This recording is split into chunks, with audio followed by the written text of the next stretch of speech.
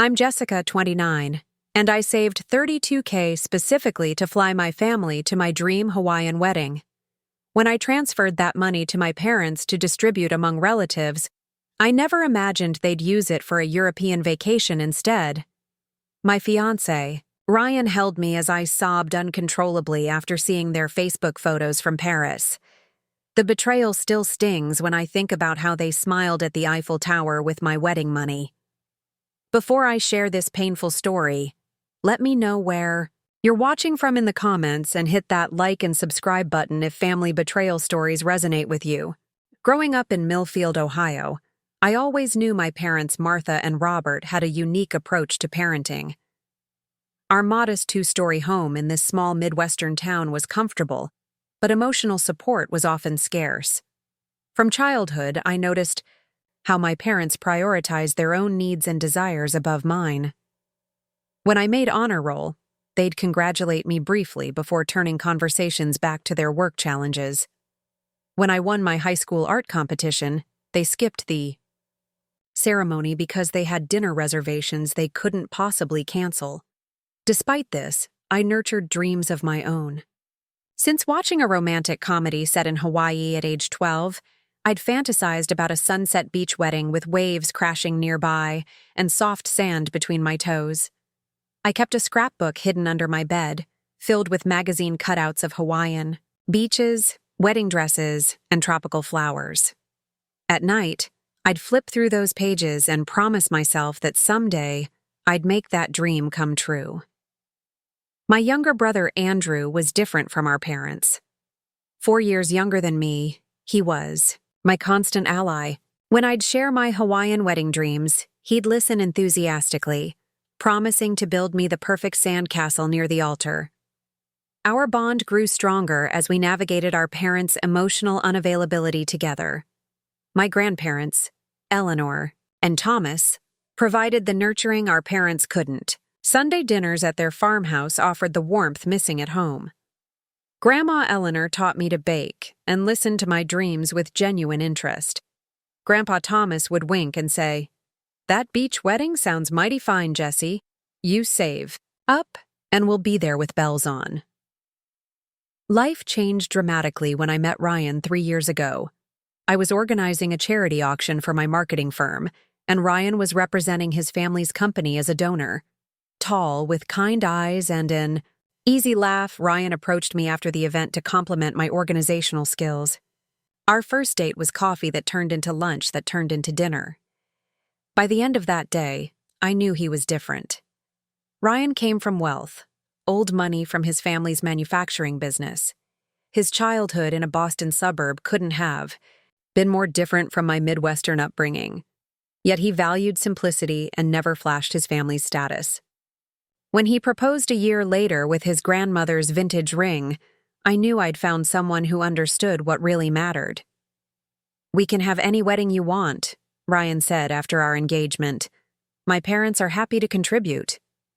But I was determined to maintain my independence. I'd been saving for my dream wedding since my first job at 16, setting aside portions of every paycheck in my Hawaii fund. As a marketing executive now earning a substantial salary, I prided myself on financial responsibility. My apartment was modest, my car reliable but not flashy.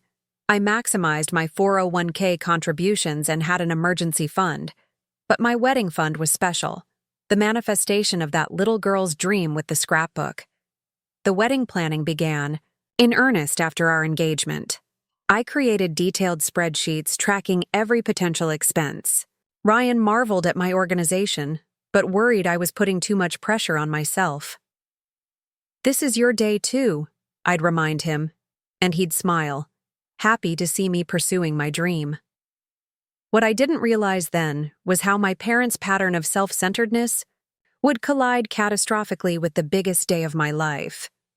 Looking back, there were warning signs.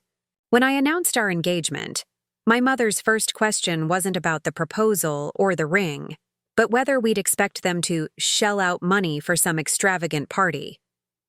My father nodded along, mentioning how they were trying to focus on their retirement planning. I assured them I'd handle the finances, and their relief was palpable. They didn't ask about my wedding vision or offer congratulations until prompted by my brother. Andrew caught my eye across the table that night, his expression conveying what we both knew but didn't say: our parents would never change. After months of research, I found the perfect venue, a secluded beachfront property on Maui's North Shore.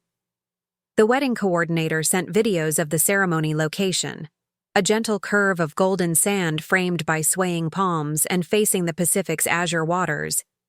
The sunset views were breathtaking, with the sky painted in watercolor hues of orange, pink, and purple. This was exactly what I'd dreamed of since I was 12. I booked the venue 18 months in advance, securing our date in late June. Perfect. Hawaiian weather with minimal rain chances. Ryan and I planned an intimate ceremony with 50 guests, followed by a reception under the stars with tiki torches, tropical flowers, and local cuisine. Every detail felt magical as it came together. My planning spreadsheets became increasingly detailed. Column after column tracked deposits, payment schedules, vendor contacts, and confirmation numbers. Ryan teased me about my wedding command center, but admitted my organization was impressive.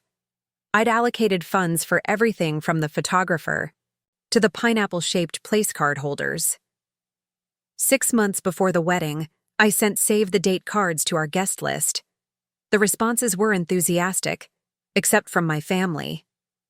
My brother Andrew called first. "Jess, it looks amazing, but I need to be honest.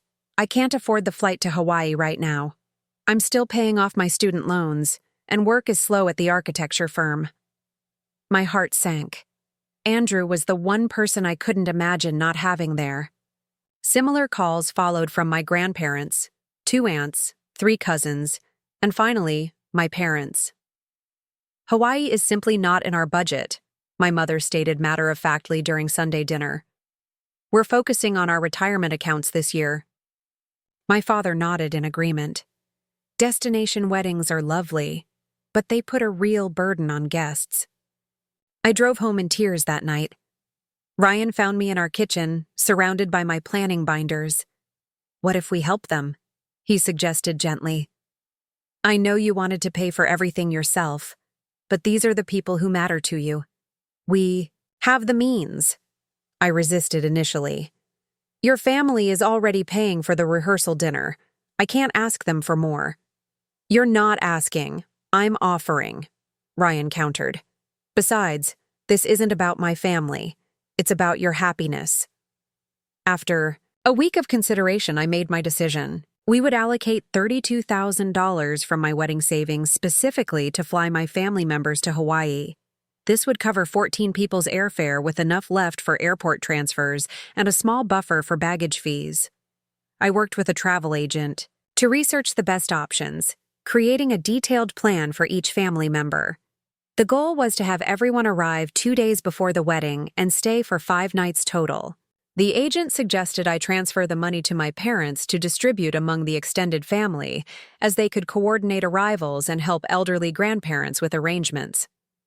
When I presented this plan to my parents over dinner, their reaction surprised me. My mother's eyes widened and my father whistled at the amount. "That's extraordinarily generous, Jessica," my mother said, reaching for my hand. "We're touched that having family there means so much to you." My father nodded emphatically. "We'll make sure everyone gets their flights booked promptly. 2 weeks, tops." Their gratitude seemed genuine, and for once I felt truly appreciated by them. They asked detailed questions about the travel dates and accommodations. My mother even took notes, which struck me as unusually conscientious for her. As I transferred the money to their account the next day, I felt a weight lift. My dream wedding would have all the people who mattered present. I imagined my grandfather tearing up as Ryan and I exchanged vows, my grandmother dancing at the reception, my cousins enjoying tropical drinks, and my brother delivering his best man speech. "Please book the flights within 2 weeks," I reminded my parents. "Prices keep rising, and we want to lock in good seats." Of course, darling, my mother assured me. We'll handle everything. With family travel arrangements seemingly settled, I threw myself into finalizing other wedding details.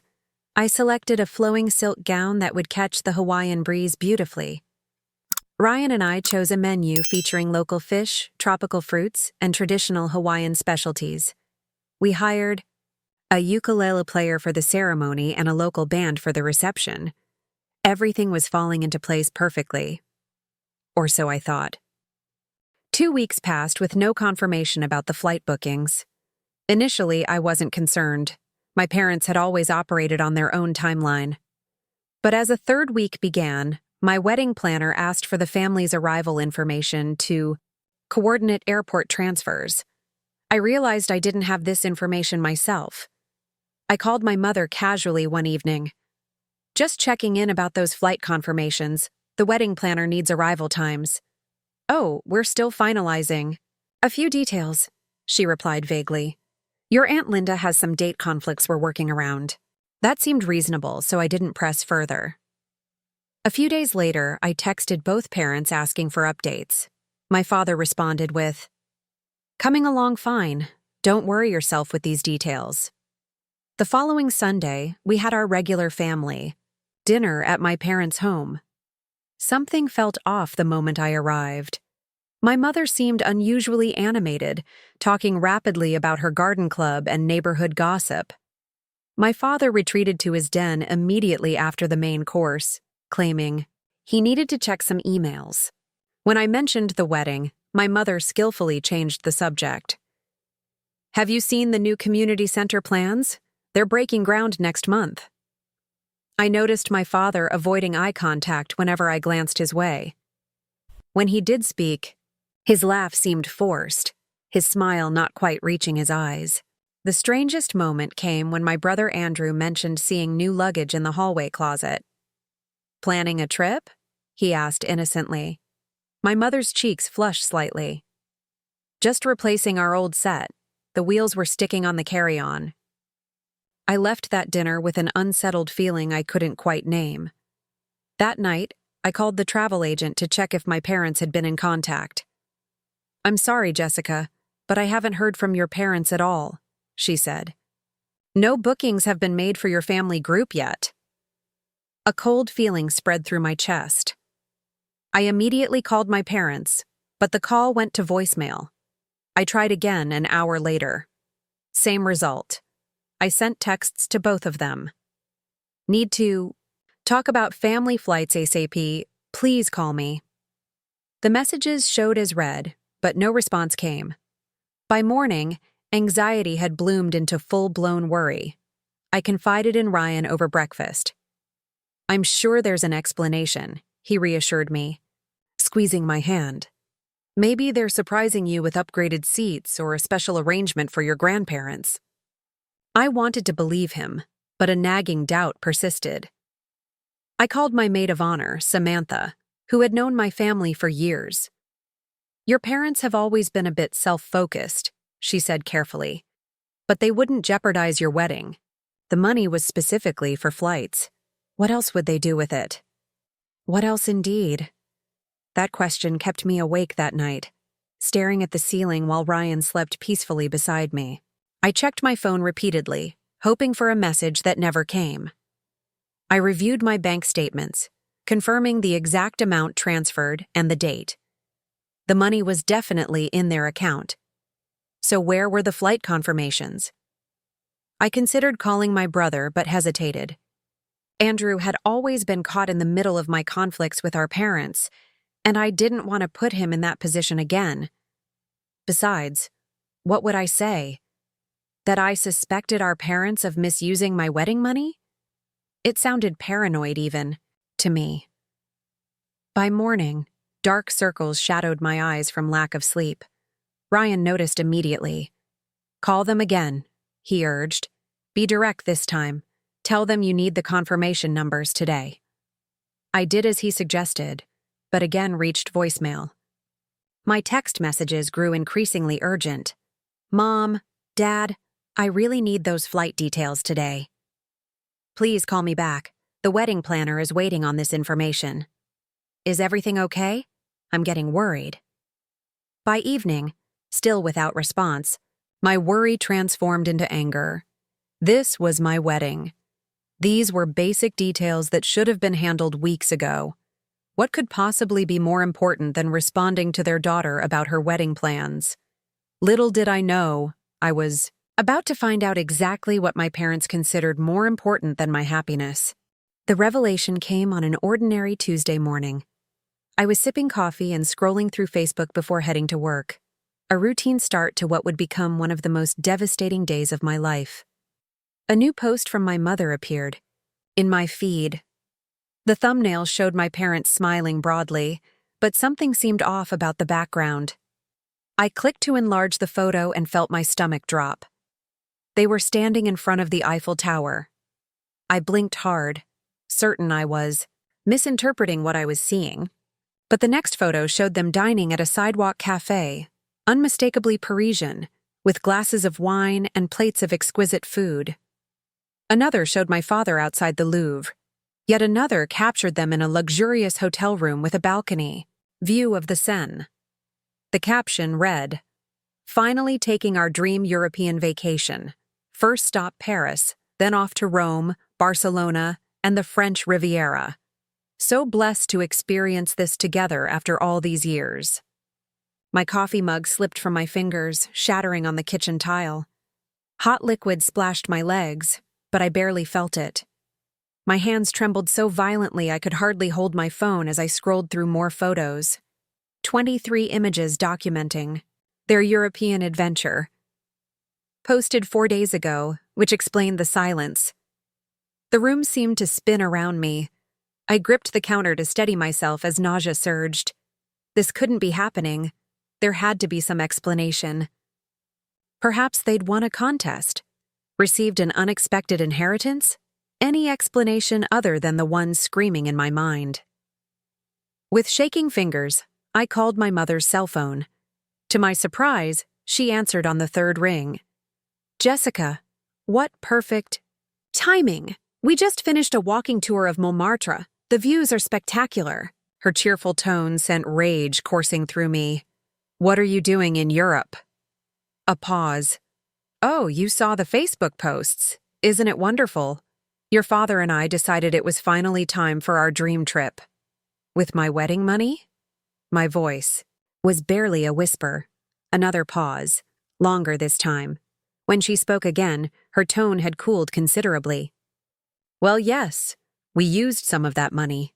But Jessica, you and Ryan have plenty. You won't miss it."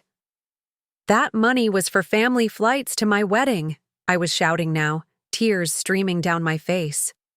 "How could you do this?" My father's voice came on the line. "Now listen, Jessica. Your mother and I have sacrificed for you your entire life. We deserved this trip. Besides, a destination wedding is selfish. You're asking everyone to spend thousands just to see you get married. I gave you $32,000 specifically for flights." I was sobbing now, barely coherent. "For the whole family. For Grandma and Grandpa." "They're too old to travel that far anyway," my mother chimed in dismissively. "And honestly, Hawaii is so cliché for a wedding." "What did you tell the family?" I demanded, suddenly realizing the broader implications. My father cleared his throat uncomfortably. "We told them you'd reconsidered the financial burden your wedding was placing on everyone and decided not to pay for flights after all." The betrayal was complete. Not only had they stolen my money, but they'd also made me look selfish to the entire family. The room tilted dangerously, and I sank to the floor among the shards of my broken mug. "How could you?" I whispered. "Don't be so dramatic, Jessica," my mother sighed. "It's just a wedding. One day that most people regret spending so much on anyway." "We're staying at the Four Seasons," my father added, as if this information might somehow improve the situation. "First-class flights, too. Much more practical than throwing money away on a beach wedding." I hung up without another word and immediately vomited into the kitchen sink. My entire body shook with sobs. This was beyond anything I could have imagined from them. This wasn't just about money. It was about my value in their lives, about my dreams meaning nothing compared to their desires. My phone rang again. Andrew. I answered, still hiccuping with sobs. Jess, I just saw Mom's Facebook post, he said, his voice tight with anger. Tell me they didn't use your wedding money for this. They did, I confirmed. All of it. $32,000. Andrew swore under his breath. I knew something was up. They've been acting weird for weeks. Mom was researching Europe on her iPad when I visited last month. I didn't connect the dots. Did you know they told everyone I decided not to pay for flights? My voice cracked. They told me you and Ryan had budget concerns, Andrew admitted. I thought it seemed unlike you, but it fit with their narrative about me, I finished. For him. The selfish daughter who changed her mind. I'm so sorry, Jess. What are you going to do? The wedding's in 3 months. I couldn't answer. I had no idea what to do. The Hawaiian venue was paid for, non-refundable deposits were placed with all vendors. Moving the wedding stateside would mean losing thousands more. But continuing as planned meant most of my family wouldn't be there. Ryan came home early after I texted him what happened. He found me curled on the bathroom floor, emotionally exhausted from hours of crying. I knew they were self-centered, I whispered as he held me. But I never thought they'd steal from me. This isn't about you, Ryan said firmly. This is about them and their character. Nothing you did deserved this response. But as I soaked his shirt with tears, I couldn't help wondering what kind of daughter inspired so little loyalty from her own parents. What kind of person was I that the people who should love me most would betray me so completely? The wedding I'd dreamed about since childhood now felt tainted, overshadowed by this breathtaking betrayal. And my parents were still in Europe, posting photos and living it up with my wedding fund, while I tried to pick up the pieces of my shattered plans and heart. My parents returned from their European adventure 2 weeks later, tanned and seemingly refreshed by their grand tour. They brought me a small Eiffel Tower keychain as a souvenir, a gesture so tone-deaf it would have been comical if it weren't. So painful. I left it on their front porch without a word. News of what happened spread quickly through the family. My grandmother called me, her voice trembling with emotion. Your grandfather and I would like to have a family dinner this Sunday, she said. We've invited everyone, including your parents. I agreed reluctantly, dreading the confrontation but knowing it was inevitable. When Sunday arrived, Ryan and I were the first to arrive at my grandparents' farmhouse. Grandma Eleanor hugged me tightly, whispering, "We're with you, sweetheart. Always." The atmosphere grew tense as others arrived. My brother, 3 aunts, 2 uncles, and several cousins filed in, offering sympathetic glances. My parents were the last to arrive, walking in with the confident air of people who'd done nothing wrong. Once everyone was seated around the extended dining table, my grandfather, normally a quiet, gentle man, stood up. At 81, Thomas Ryan still commanded respect, and the room fell silent. Martha. He addressed my mother, his voice steady but cold. Your mother and I raised you better than this. My mother's smile faltered. Dad, you don't understand the whole situation. I understand perfectly, he interrupted. You took money specifically given to you in trust for a purpose. You spent it on yourselves. Where I come from, that's called stealing. Now wait just a minute, my father interjected, his face reddening. We've supported Jessica her entire life.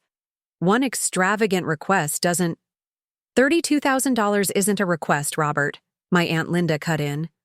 It was a gift with clear instructions. Instructions you ignored. The dinner devolved into chaos from there.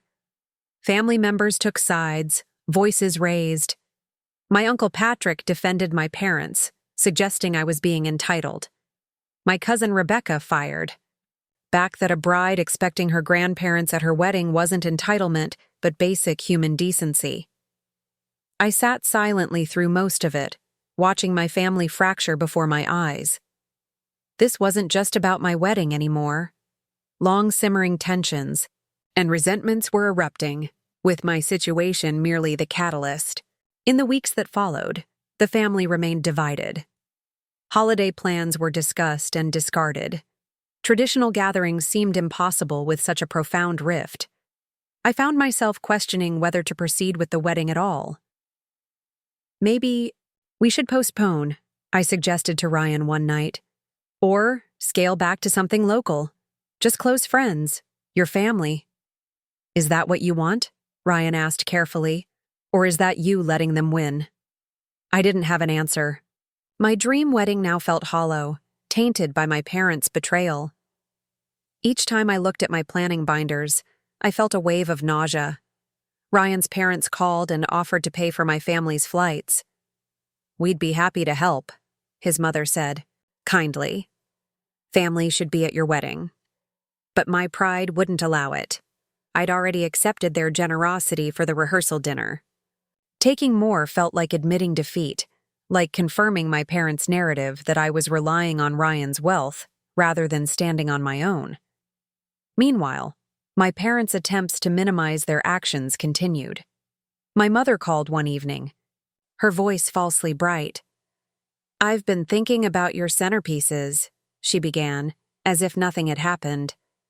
"Orchids might be too predictable for Hawaii. What about bird of paradise arrangements?" When I didn't respond, she sighed dramatically. "Jessica, you're being so dramatic about this. It's just money. Your wedding will be fine." I hung up without a word. The toll on my physical and emotional health became impossible to ignore. I lost 7 pounds in 2 weeks. Sleep became elusive, with nightmares jolting me awake when I did manage to drift off. Panic attacks, something I'd never experienced before, began striking without warning. During a meeting at work, my vision tunneled, my heart raced, and I excused myself to hyperventilate in the bathroom. Ryan watched with growing concern. "I think you should talk to someone," he suggested gently. "A professional." Initially, I resisted. Therapy felt like admitting weakness, like I couldn't handle my own family problems. But after another sleepless night, I made the appointment. Dr. Melissa Chen's office was a calm space with soft lighting and comfortable furniture. I spilled my story in a torrent of words and tears, surprised by how much emotion remained, despite weeks of crying. "What you're describing isn't just about the money," Dr. Chen observed after listening intently. "This incident has forced you to confront a pattern in your relationship with your parents." She was right.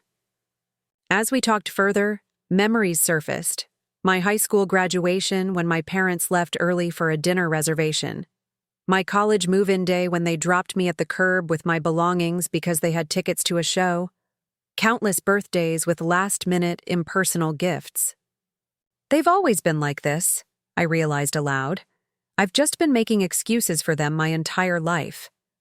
"Many children of emotionally unavailable parents do that," Dr. Chen nodded. "It's a survival mechanism. It's often easier to blame yourself than to accept that your parents are incapable of meeting your emotional needs." That first session was exhausting but revelatory. I left with red eyes but a clearer mind. This wasn't just about my wedding, or even the money. It was about a lifetime of emotional neglect coming to a head in one undeniable act of betrayal. As June approached, the wedding plans remained in limbo. Most of my family couldn't afford Hawaii without the assistance I'd promised.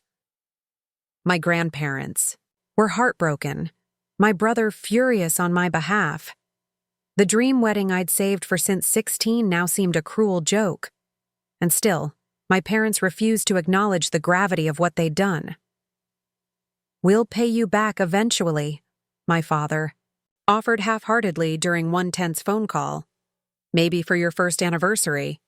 The casual dismissal of my feelings, the blatant disregard for the timeline of my wedding, it was all too familiar. For 29 years, I'd accepted this treatment as normal, but something was changing in me. something that refused to accept this dynamic any longer.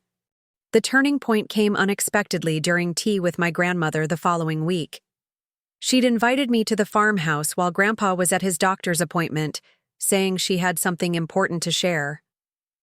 "Your mother did something similar to me once," she revealed, pouring tea into delicate cups. "Not with money, but with trust." She told me how, 30 years earlier, my mother had shared private family information with gossiping neighbors, causing a rift that took years to heal. "I forgave her eventually," Grandma Eleanor continued, "but I never forgot the lesson. Some people, even those we love dearly, aren't safe with our vulnerable parts." Her eyes, so like my mother's but warmer, held mine steadily. "The question isn't whether to forgive them, Jessica. It's whether to continue giving them opportunities to hurt you." That conversation shifted something fundamental inside me. I drove home with a clarity I hadn't felt since discovering my parents' betrayal. When I walked into our apartment, Ryan looked up from his laptop, immediately noticing the change in my demeanor. "I'm going forward with the wedding exactly as planned," I announced. "In Hawaii, on the beach, at sunset. If my family can't be there, I'll be sad, but I won't let my parents steal my dream twice." Ryan's smile was equal parts relief and pride. "What can I do to help?" "First, we need to create a new budget. I've lost $32,000, but I'm not losing my wedding too." We spent that evening revising our plans. Some elements would need to be scaled back. Fewer flowers, a simpler menu, more DIY decorations. But the essentials, the beach ceremony, our closest friends, the celebration of our love, remained intact. The next morning, I wrote my parents a formal letter. No emotional appeals, no accusations, just a clear statement of facts and consequences. I explained that their actions had violated my trust in an irreparable way. I informed them they were no longer invited to the wedding. I requested no contact until after the honeymoon, at which point I would decide what, if any, relationship we would have moving forward. I sent the letter via certified mail to ensure they received it. Their response came swiftly, a barrage of calls, texts, and even an unannounced visit to our apartment that Ryan thankfully handled while I was at work. "They're in shock," he reported later. "Your father kept saying they never thought you'd go this far. Your mother cried and said you were tearing the family apart."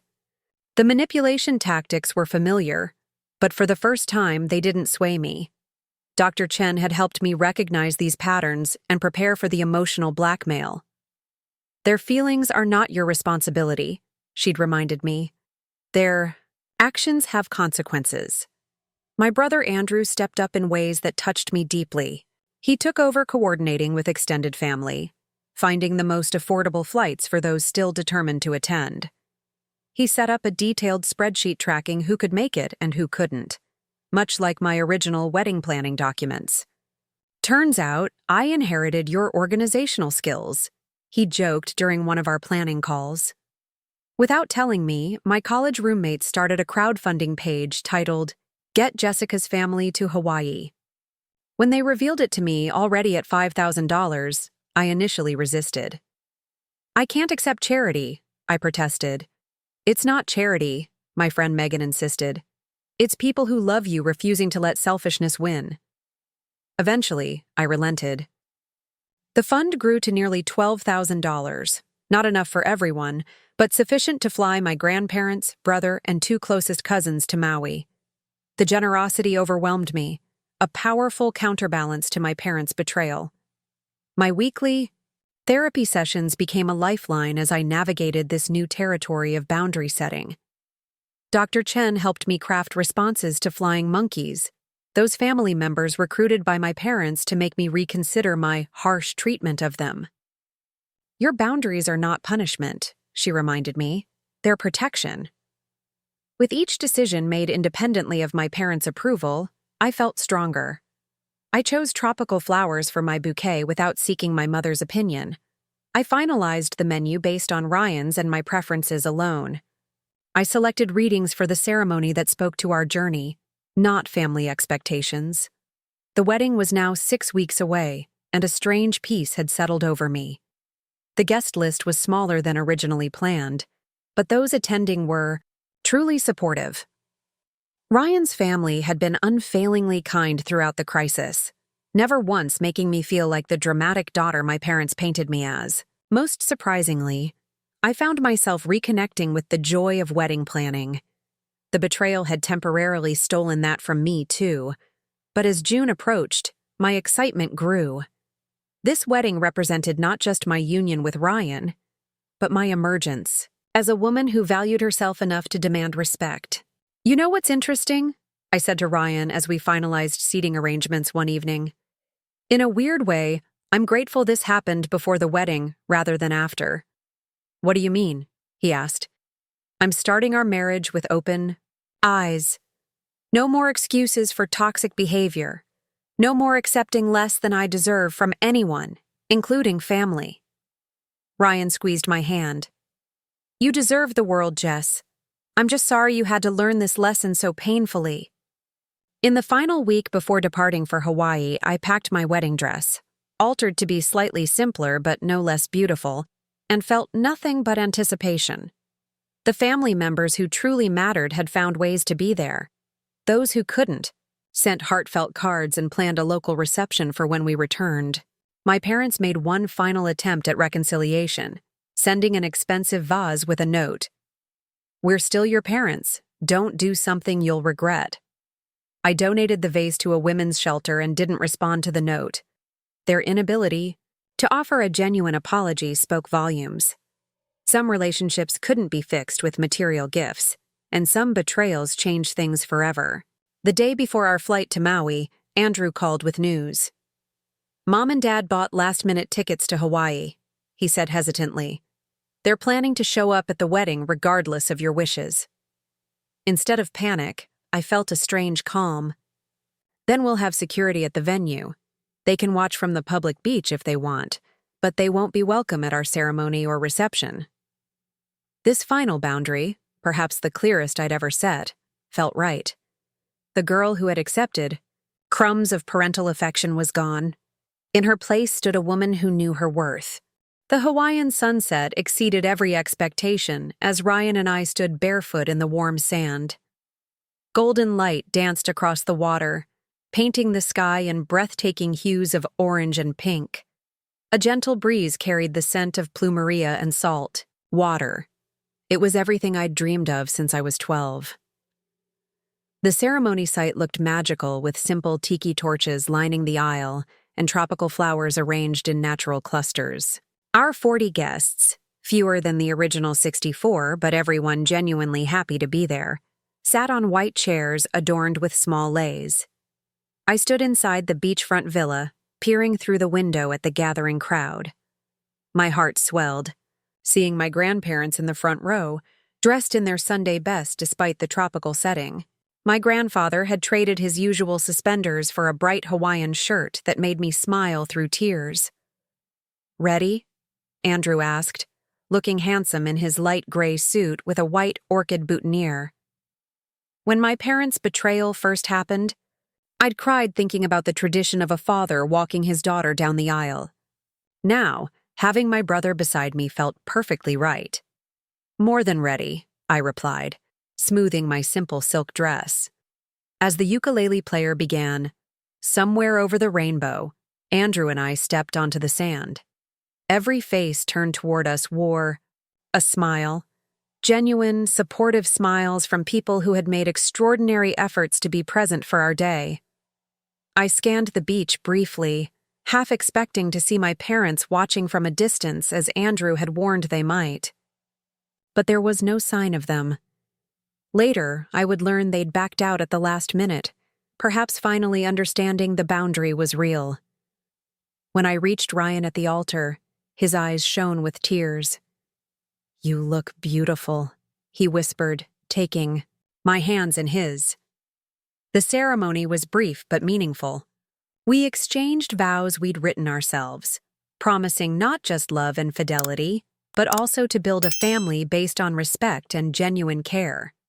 When the officiant pronounced us husband and wife, The cheer from our small gathering felt more powerful than any larger crowd could have produced.